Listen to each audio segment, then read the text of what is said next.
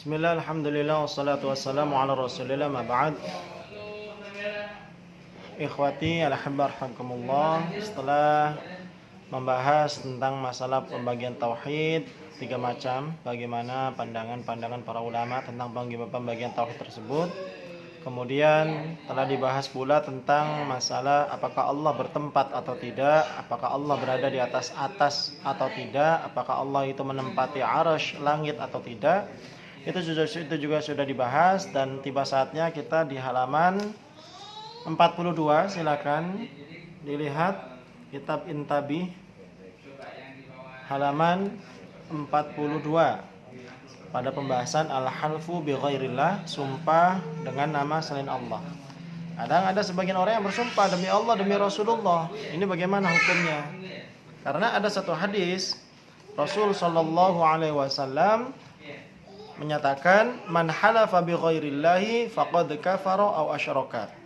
Barang siapa yang bersumpah dengan nama selain Allah, maka sungguh dia telah kafir atau telah berbuat syirik. Akhrajahu Abu Dawud fi sunanihi, diriwayatkan oleh Imam Abu Dawud dalam kitab sunannya. Sunan Abi Dawud nomor 3253, riwayat sahabat Abdullah bin Umar radhiyallahu anhuma. Lihat halaman 43. Bagaimana memahami hadis ini yang benar? Nah, ini yang menjadi permasalahan. Dalil tidak salah. Dalilnya ada, tapi pemahamannya betul atau tidak, itu yang menjadi permasalahan kita saat ini. Banyak orang berdalil dengan Al-Qur'an, banyak orang berdalil dengan hadis, tetapi perlu kita ketahui tidak semua yang dikatakan seorang itu benar apa yang dimaksud oleh Allah dan Rasulnya. Yang bermasalah bukan dalilnya, tapi yang bermasalah adalah cara memahami dalilnya. Itu maka dari itu bedakan antara dalil dengan tafsir dalil. Bedakan antara ayat Al-Quran dengan tafsir Al-Quran. Bedakan antara hadis dengan pemahaman hadis. Sehingga jangan dicampur adukan. Al-Quran itu suci, tapi pemahaman terhadap ayat-ayat Al-Quran belum tentu suci, belum tentu benar adanya. Maka ini yang perlu dibahas, karena ada yang bersumpah demi Ka'bah, demi Nabi, demi Jibril, demi sahabat, begitu juga demi yang lain. Ya, di sini Imam Nawawi mengatakan di halaman 42, silakan dilihat. Qala Nawawi, al-halfu bil makhluqi makruh. Bersumpah dengan nama makhluk selain Allah itu hukumnya makruh, bukan haram, apalagi syirik. Contohnya bersumpah dengan Nabi, demi Nabi, demi Rasulullah saya enggak ngambil, contoh, demi Ka'bah, ya, dan lain sebagainya. Qala Syafi'i, Imam Asy-Syafi'i mengatakan rahimallah, akhsha ayyakuna al-halfu bi ghairillahi ta'ala ma'siyah. Saya takut bersumpah dengan nama selain Allah itu merupakan tindak maksiat, ya, tindak dosa. Qala al-ashab, para Imam Nawawi masih melanjutkan, ashabu Syafi'i, bukan teman-teman Imam Syafi'i, tapi ashabul wujuh, mujtahid yang memiliki kapasitas untuk berijtihad langsung, ya, itu namanya ashabul wujuh, yang mana mentakhrij dari perkataan-perkataan Imam Syafi'i, menganalogikannya, mengilhakannya, ya, mereka berijtihad sendiri, tidak taklid kepada aqwal Imam Syafi'i. Ashabul wujuh berpendapat bahwasanya haraman wa ithman, ay haraman wa ithman fa asyara ila taraddudin fi. Yaitu maksud perkataan Imam Syafi'i tadi, saya takut bersumpah dengan nama selain Allah maksiat, maksudnya adalah haram dan dosa. Kemudian beliau berisyarat bahwasanya hal tersebut terjadi taraddud, keraguan. Apa yang dimaksud itu, apakah betul haram ataukah yang itu dosa. Qala Imam An-Nawawi, Imam An-Nawawi mengatakan wal madhhab al-qat'u bi annahu laisa biharam bal makruh. Mazhab Syafi'i secara pasti berpendapat bahwasanya bersumpah dengan nama selain Allah itu tidak haram, akan tetapi sekedar makruh saja. Nah, ini dikutip dari kitab Raudhatul Talibin, kitab induk mazhab Syafi'i, juz 4 halaman 79 yang ditulis oleh Imam An-Nawawi. Dan Imam Al-Hafidz Ibnu Hajar Asqalani sebagai pentolan ulama ahli hadis yang mensyarah Sahih Bukhari, yang bergelar Amirul Mukminin fil Hadis, ya, pimpinannya para ulama ahli hadis, beliau mengatakan qala ulama, para ulama berpendapat as-siru fin nahyi 'anil halfi bi ghairillah anna al-halfa bi syai'in yaqtadi ta'zimahu. Rahasia dilarang oleh Rasulullah SAW kita bersumpah dengan nama selain Allah itu karena biasanya orang kalau bersumpah dengan sesuatu pasti mengagungkannya. Wal 'azamatu fil haqiqati innama hiya lillahi wahdah. Sedangkan yang patut untuk diagungkan semata hanya Allah Subhanahu wa taala. Masalah agung mengagungkan tidak sampai syirik. Makanya dikatakan ini sekedar makruh. Sebagaimana kita mengagungkan guru kita, mengagungkan orang tua kita, mengagungkan orang yang kita cintai. Tentunya itu semua kita lakukan harus di bawah standar kita mengagungkan Allah Subhanahu wa taala. Harus yang paling kita agungkan adalah Allah Subhanahu wa taala. Itu dalam kitab Fathul Bari, Syarah Sahih Bukhari juz 11 halaman 531. Oleh karena itu, lalu bagaimana memahami hadis Nabi tadi? Nabi mengatakannya syirik dan kafir. Ulama mengatakan makruh. Sedikit yang berpendapat haram. Lalu bagaimana memahami hadis itu? Kok kayak ada kayak ada timpang ya. Nabi mengatakan A, ulama mengatakan B. Milih siapa? Milih Nabi apa milih ulama? Bukan begitu caranya. Karena ulama juga memahami hadis Nabi tersebut. Lalu bagaimana pemahaman hadis Nabi tersebut? Nah, di sini dikatakan wa ta'bir, Imam Ibnu Hajar Asqalani melanjutkan ya dalam Fathul Bari Syarah Sahih Bukhari-nya di juz 11 halaman 531.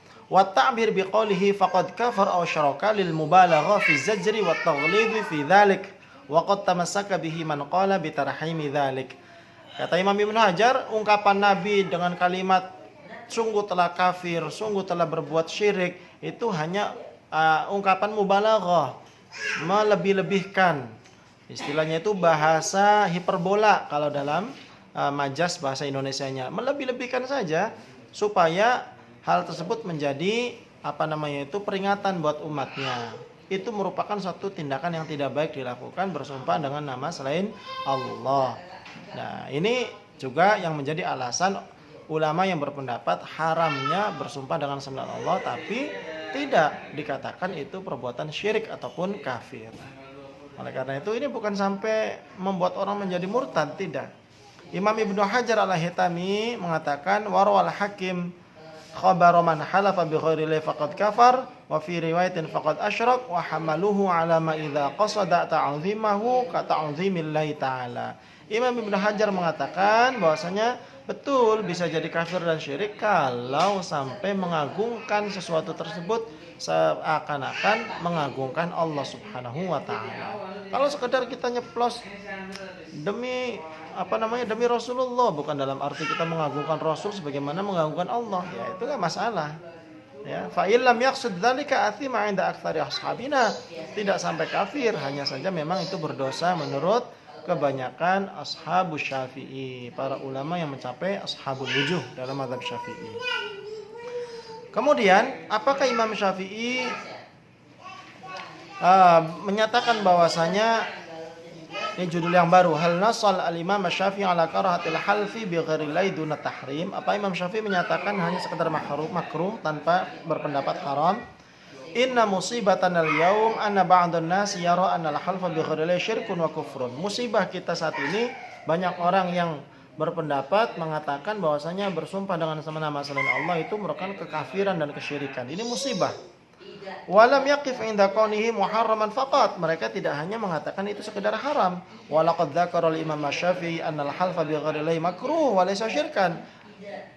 Padahal Imam Syafi'i yang bergelar Nasirus Sunnah, pembela sunnah, yang mana beliau itu jadi mujaddid abad kedua, beliau mengatakan bahwasanya itu bukanlah perbuatan haram, sekedar makruh, apalagi syirik.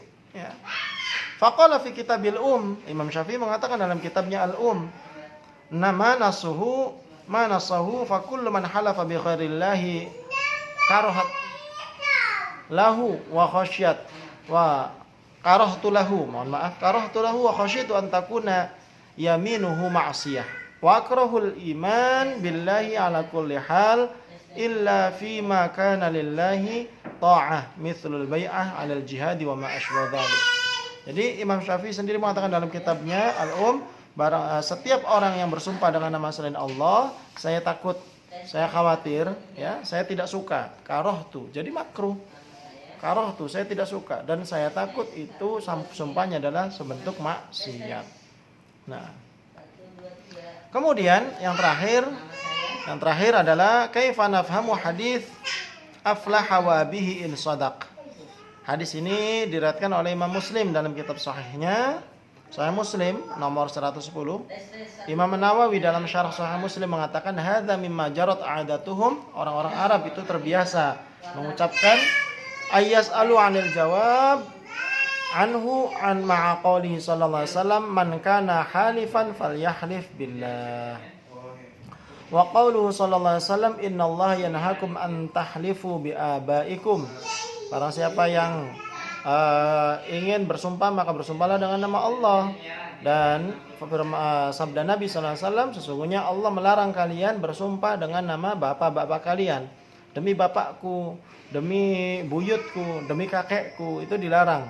Wa jawabuhu, kata Imam Nawawi, jawabannya hadis tersebut adalah cara memahaminya inna qaulahu sallallahu alaihi wasallam aflaha wa abi, sesungguhnya sabda Nabi sallallahu alaihi wasallam aflaha wa abi laisa huwa halfan. Kalimat tadi itu bukanlah sumpah. Innama huwa kalimatun jarat adatul Arab, itu sebuah kalimat yang biasa diucapkan oleh orang Arab aja, aflaha wa abi in shadaq. Ya.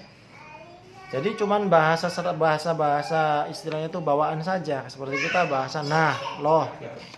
Ya, bahasa tambahan saja.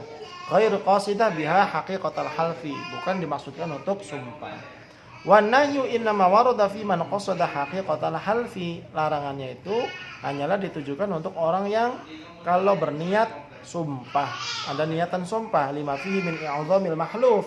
Kalau kita niatnya bersumpah dan ada mengagungkan yang dijadikan untuk sumpah, dan wa mudahatuhu bihi Allah Subhanahu wa taala, dan untuk menyaingi keagungan Allah Subhanahu wa taala, inilah yang dilarang oleh Rasul sallallahu alaihi wasallam.